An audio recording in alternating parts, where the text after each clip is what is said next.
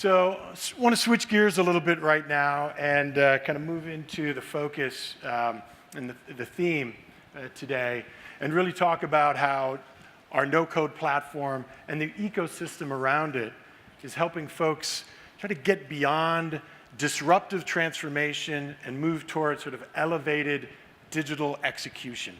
So I want to take a quick step back and look at transformation, definition, a thorough or dramatic change in form or appearance. And I think a lot of times when we think about transformation, first thing that pops to mind might be this metamorphosis from caterpillar to butterfly, right? A pretty amazing natural phenomenon. But before we get too much into that, we need to start thinking about disruption and disrupt, which is, by definition, to throw into confusion or disorder. Oftentimes in Silicon Valley especially, people talk about disrupting this or disrupting that like it's really a great thing.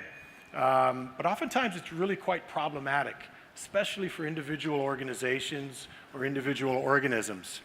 When you actually take a look at the metamorphosis process, it's actually pretty gruesome inside. What actually happens inside the cocoon is that the caterpillar releases enzymes that essentially eats itself up from the inside, becomes a bit of a kind of a protoplasmic goop inside before you have these sleeper cells and these kind of stem cells to start regrowing the butterfly's parts.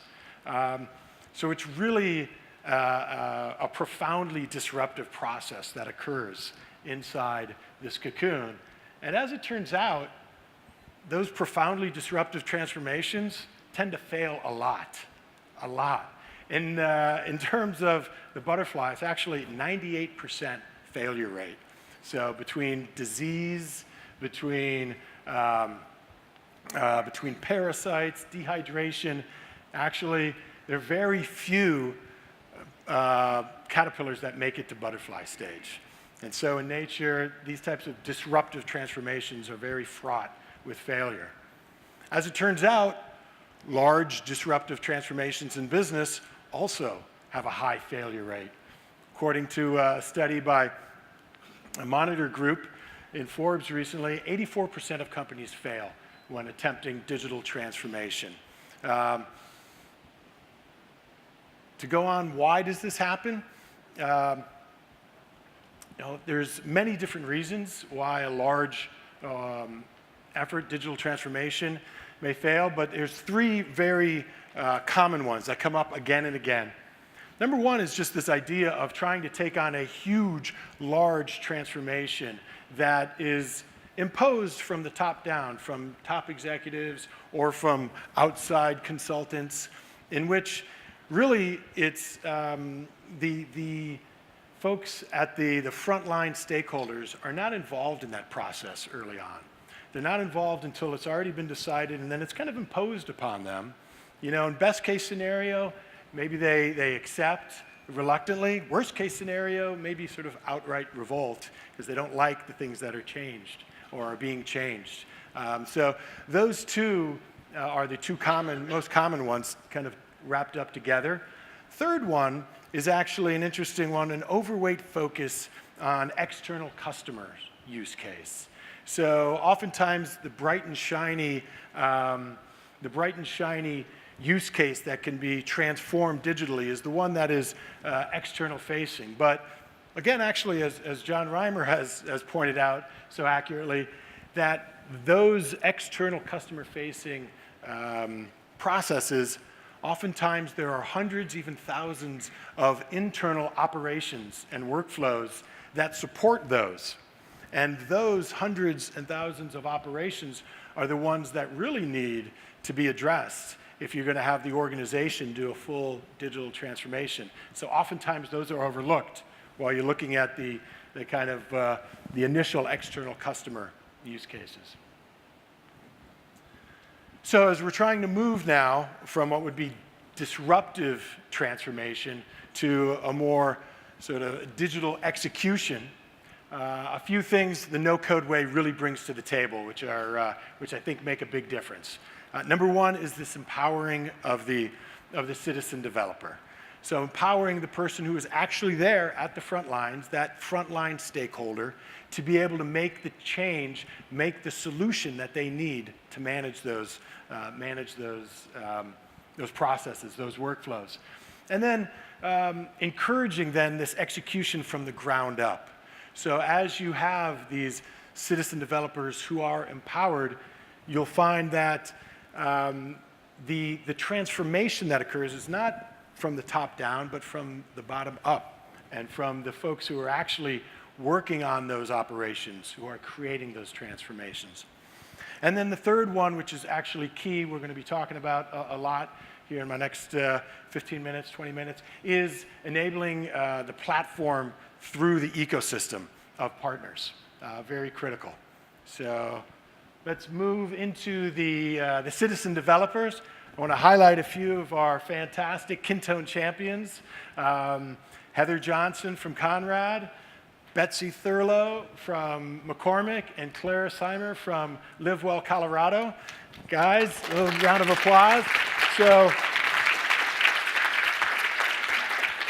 So Heather and Claire will be talking a little bit later this morning in our Kintone Hive and getting into a lot more detail in terms of how they've sort of transformed their business as a citizen developer and a Kintone champion.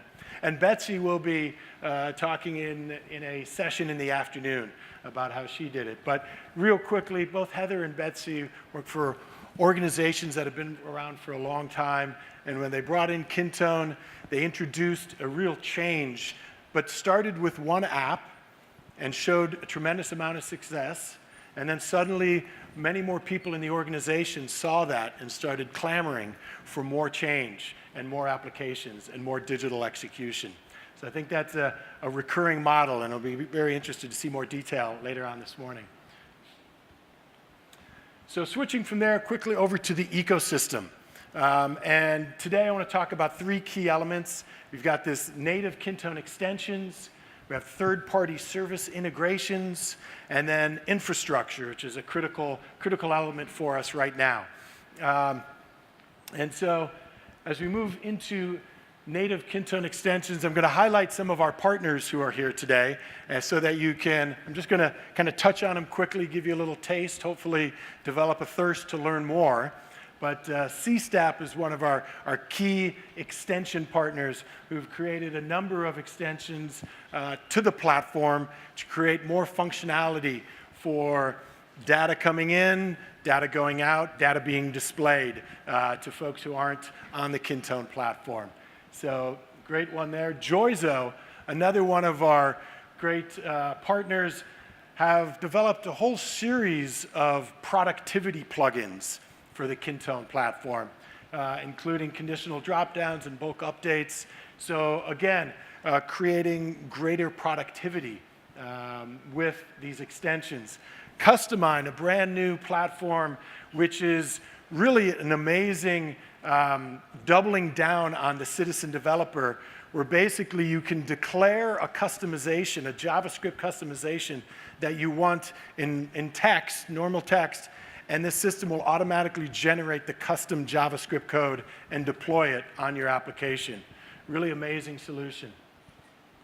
And then as well, CData, who has developed a handful of drivers to connect Kintone to all sorts of different data sources and basically creating relational database capabilities with bidirectional data flows. So another amazing extension partner that we're very, very happy to have with us.